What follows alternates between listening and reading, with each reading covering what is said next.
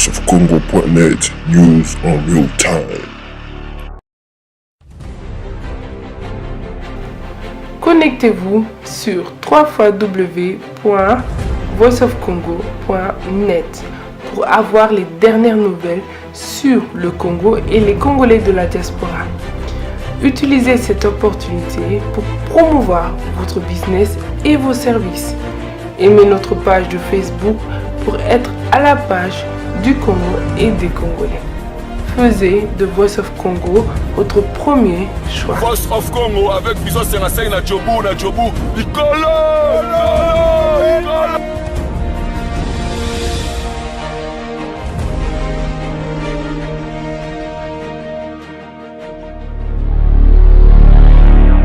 VoiceOfCongo.net, news en real time.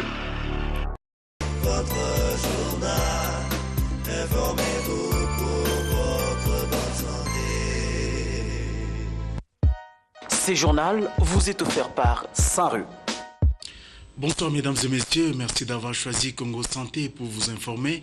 Voici nos informations de ce vendredi 22 novembre. Le ministère de la Justice et le Programme national de lutte contre le VIH-Sida organisent bientôt un dialogue national sur les lois, les droits et le VIH-Sida.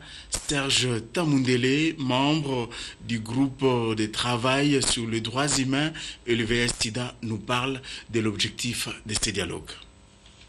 L'objectif principal de ces dialogues, c'est juste avoir un environnement juridique lié au VIH. Quand je dis un environnement, c'est justement, il y a un problème. Quand on utilise souvent le terme dialogue, c'est qu'il y a un problème, que les gens doivent se réunir autour d'une table pour discuter, pour échanger et trouver une solution. L'objectif principal de ces dialogues, c'est juste un environnement juridique favorable au VIH et SIDA. Et dans ces discussions, ça va justement concerner la problématique de la loi 08/011 portant protection des personnes vivant avec VIH. En ces articles 41 et 45 posent problème, juste le problème de la discrimination et de la divulgation de statistiques sérologiques. Nous allons être autour d'une table avec 80 participants, y compris les délégués provinciaux, pour discuter de ces problèmes.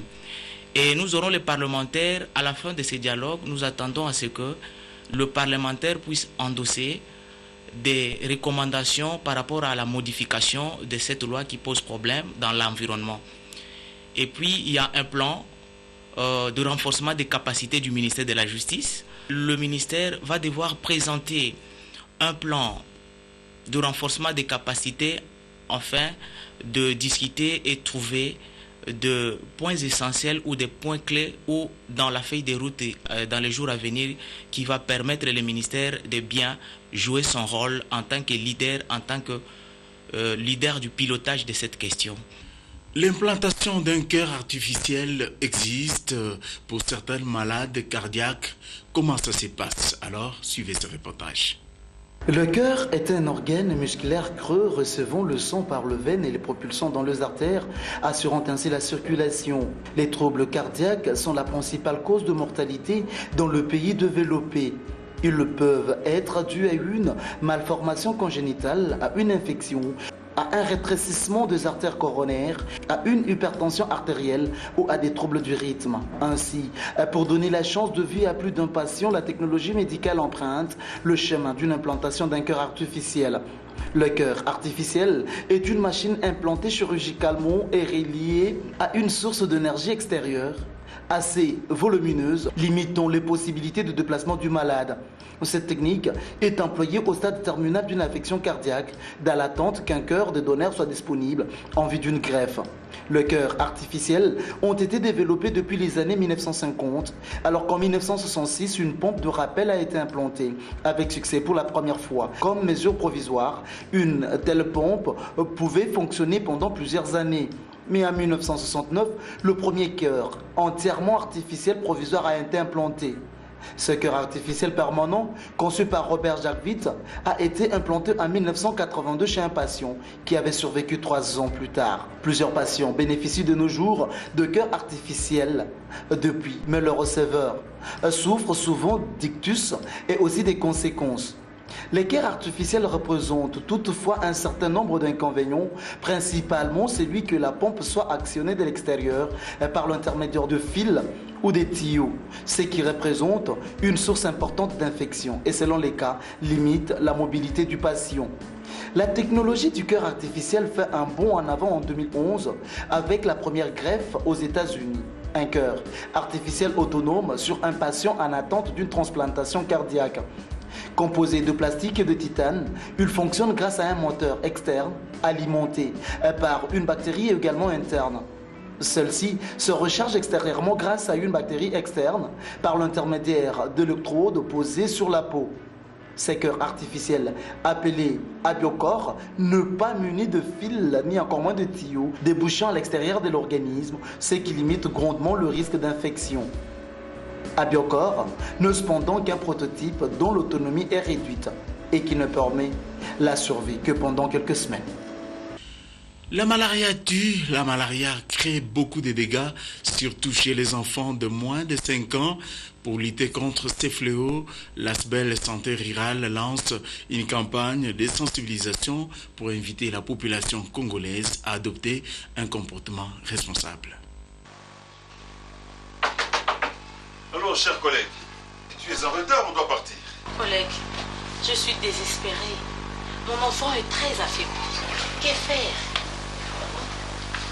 Es-tu parti au centre de santé pour un test de diagnostic rapide? Non. Accompagne-moi dans ce cas. Allons-y. Te rends-tu à la consultation préscolaire pour recevoir la moustiquaire imprégnée d'insecticides? Comment ça? Tu ne sais donc pas que la moustiquaire imprégnée d'insecticides te protège toi et tous les membres de ta famille contre les piqûres des moustiques? Non, c'est une grande ignorance, cher collègue. C'est une ignorance. Donc, tu n'as même pas suivi la campagne de sensibilisation menée par le Programme national de lutte contre le paludisme et sans rue sur l'importance de dormir sous des moustiquaires imprégnés d'insecticides à longue durée? Il faut faire comme moi. Dormez et faites dormir tous les membres de vos familles toutes les nuits sous des moustiquaires imprégnés d'insecticides. Ils seront protégés contre les piqûres des moustiques qui transmettent la malaria. Ah, collègue, merci beaucoup. Mais t'étais où depuis tout ce temps-là? Allons-y, allons-y. Message du ministère de la Santé publique à travers le Programme national de lutte contre le paludisme en partenariat avec Sanru grâce au financement du Fonds mondial.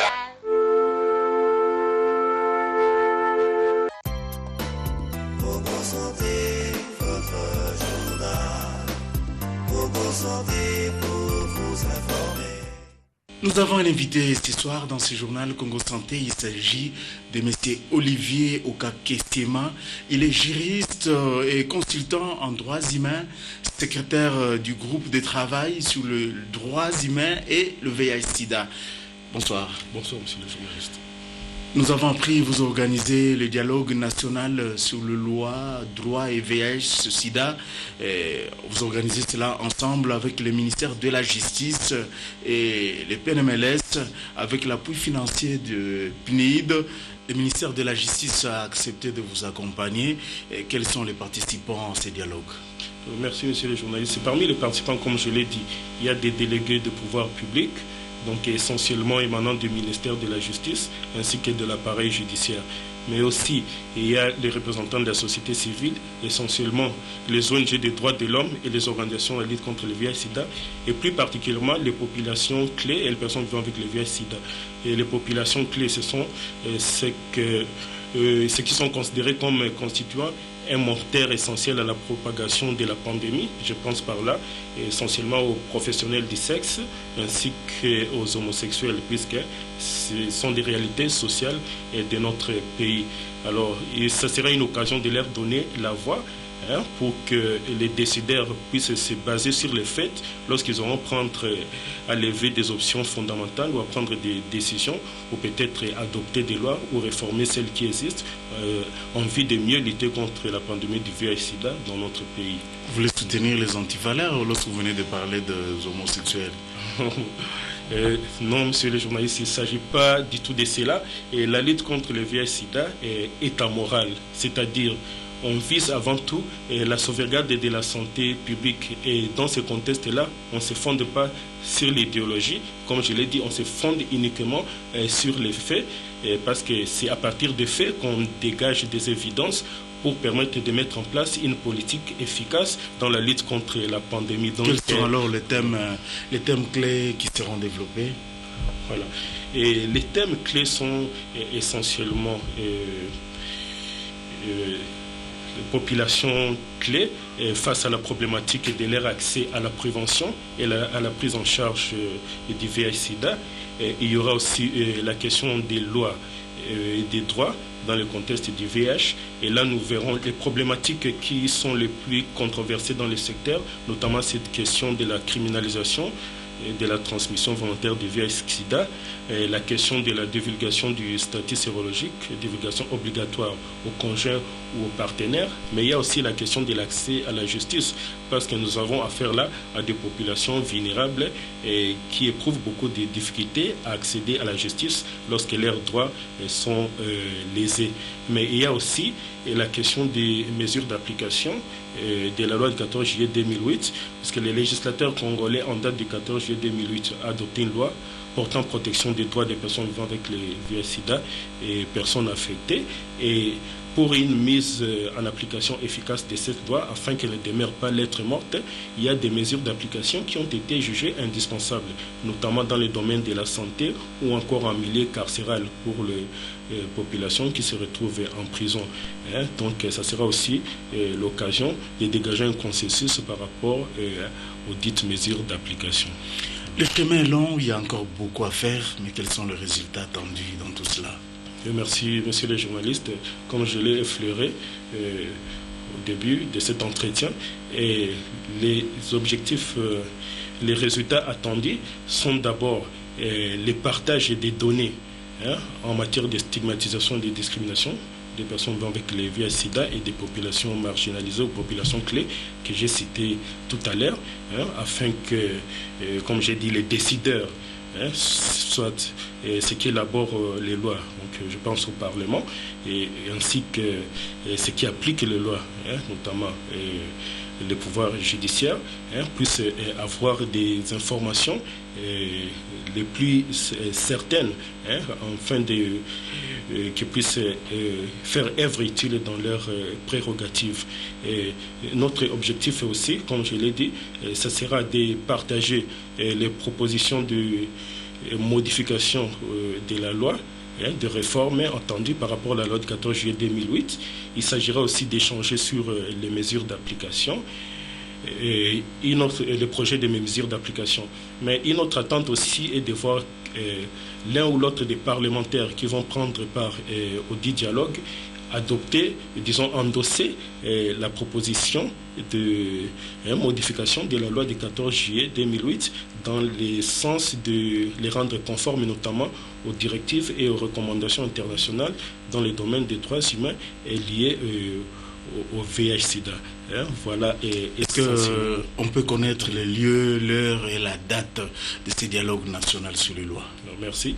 Ce dialogue national sur les droits, les lois et le VIH-Sida, comme je l'ai dit, qui se tient sous l'égide du ministère de la Justice et du PNMLS avec l'appui du Programme des Nations Unies pour le développement, se tiendra du 26 au 27 de ce mois.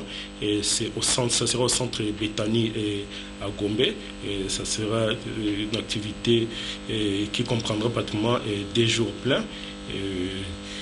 Et donc, les invités sont déjà connus. Et bien sûr, la presse, ce qui a été contacté, est la bienvenue. Votre dernier mot?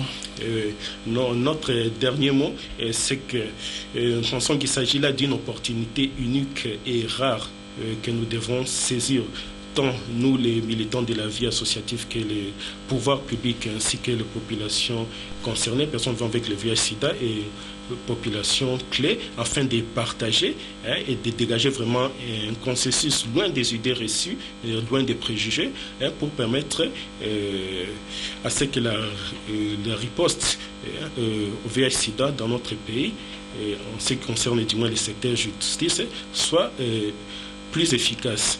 Car comme je l'ai dit, le VIH, ce n'est plus simplement un problème de santé, mais c'est un problème qui risque d'annihiler tous les efforts de développement consentis à ce jour par notre pays.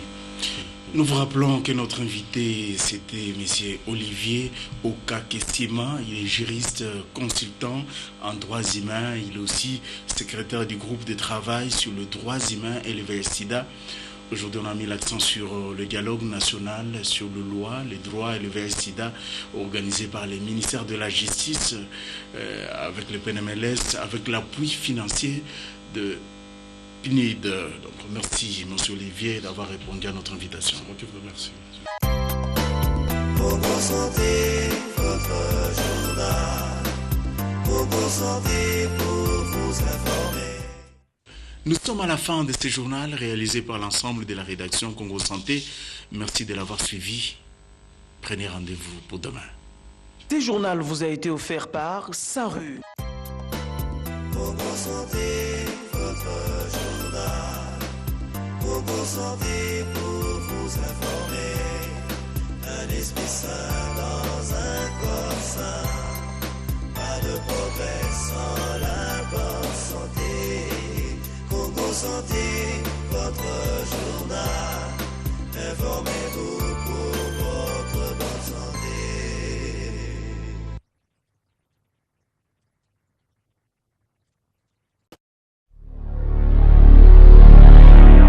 VoiceOfCongo.net, news en real time. Connectez-vous sur www.voiceofcongo.net pour avoir les dernières nouvelles sur le Congo et les Congolais de la diaspora. Utilisez cette opportunité pour promouvoir votre business et vos services. Aimez notre page de Facebook pour être à la page du Congo et des Congolais. Faisez de Voice of Congo votre premier choix. Voice of Congo avec Biso Sengaseng na Djobu, Nicolo!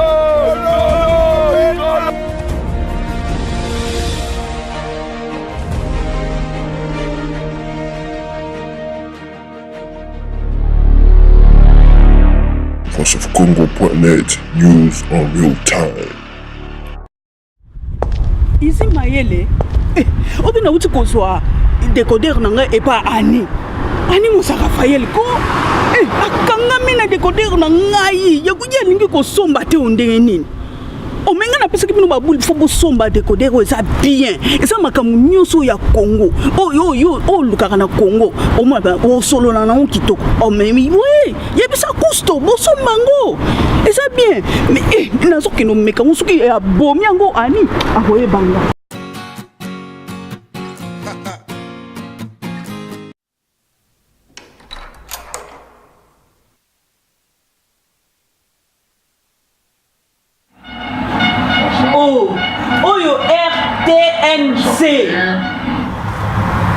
Oh, RTNC 3 Mawae Commandant Cousteau na lobeno Ici maina na lobeno nini Bachene Zakaka Oh, Fondima Sepela Oko Sepela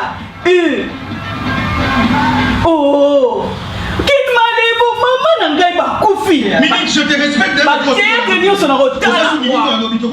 Oh Toye na banda kuna bino Digital Congo Oh Tokomi na banda kuna bino ko Oh télé 50 Oh mawatro placé avant que quelqu'un ne se rende RTV S1 Oh my god Et ma kabozali wa kitoko Congo Impact TV B1 TV Eh To sepelier na sepelier